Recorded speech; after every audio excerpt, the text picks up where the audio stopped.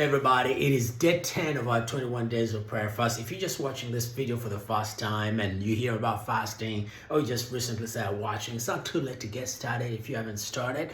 Even if you didn't start with us, you can still get in. And if you fell off, you can still get back on. You know, nothing stops you from actually seeking Jesus. Today, I want to build on that scripture we read yesterday from 2 Timothy chapter 2, verses 20 and 21. This is what it says: in every house, in a large house, the articles not only of gold or silver, but also of wood, clay, some for special purpose, some for common use. Those who cleanse themselves, we talked about yesterday. Yes, Jesus cleansed you, but this talks about you cleansing yourself. That is, I cleanse my soul and my body. Jesus cleansed my spirit, but I'm responsible for my soul and my body. And those who do that, they will be instrument for special purposes, made holy, useful to the master. Useful to the master. Boy, I like the sound of that. Useful to the master. Don't you like how that sounds? Wouldn't you love to know that Jesus says you are useful to me, useful to the master's plan and purposes? You see, when Jesus saved you, it wasn't just about you to get to heaven, but he wanted to use you to reach other people. That's his purpose, that he may use you, and you are his instrument, useful to the master.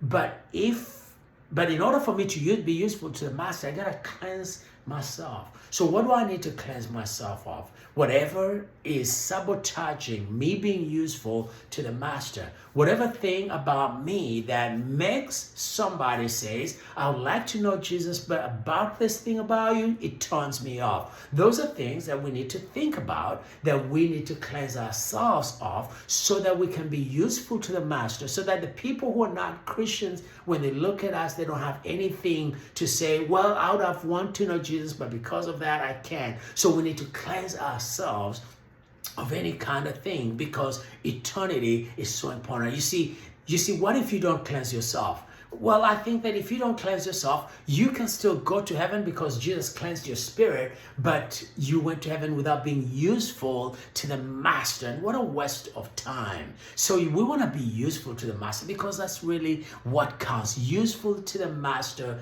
Jesus Christ. So whatever it is, think about, bring it before the altar, praying against it, laying and destroying and asking God to be free from it, because this is the year that thing ends about you, so that you are cleansed of it, so you can be useful to the master. Think about the things that people might say about you.